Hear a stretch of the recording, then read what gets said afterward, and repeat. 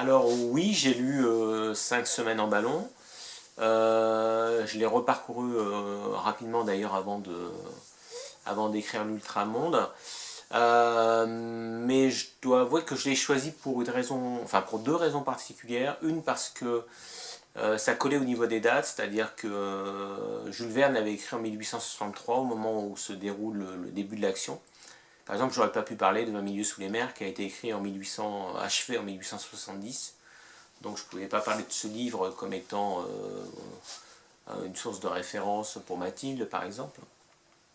Et puis parce que évidemment ça collait bien avec la thématique du géant et avec cette idée d'explorer dans 5 semaines en ballon, le savant a mis au point un système qui lui permet de ne pas avoir à se poser, etc. Donc à parcourir de très longues distances. Et donc du coup à ces aventures que souhaitait vivre Nadar lui-même avec le géant. Donc du coup ça renvoyait à ça et ça renforçait le lien entre Jules Verne justement et Nadar et le fait que Mathilde soit une lectrice justement de Jules Verne et une admiratrice comme ça des objets volants.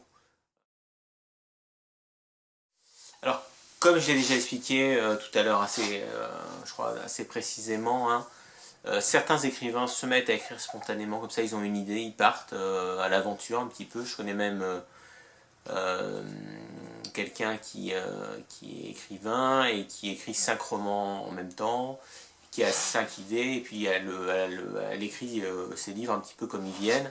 Et ce jour-ci, elle a envie d'écrire ça, bah, elle va se mettre sur ce livre-là, l'autre jour sur un autre.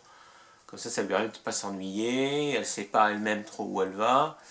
Alors l'inconvénient avec cette méthode, c'est que on peut se retrouver vite bloqué. Si vous faites par exemple un roman policier, ça peut vite être compliqué au niveau des intrigues si vous n'avez pas prévu à l'avance les choses et les articulations, etc. Moi je suis quelqu'un plutôt de l'école méthodique. Vous avez vu, hein, moi je prépare des plans, je connais mon intrigue à l'avance, je structure tout.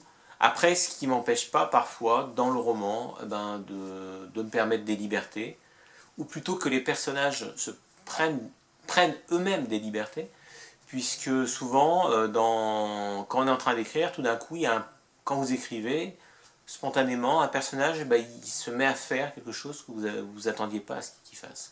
Donc c'est un peu lui qui prend les commandes, et il commence à faire quelque chose, mais vous êtes bien, mais c'est pas ça que j'avais prévu. Alors on laisse faire parfois, et le personnage il vous emmène ailleurs, et donc du coup vous êtes obligé de trouver de nouvelles solutions pour contrecarrer ça, pour améliorer ça, parce que simplement l'idée que vous avez eue ou que le personnage a eue en cours de route est meilleure que la première que vous aviez eue. Donc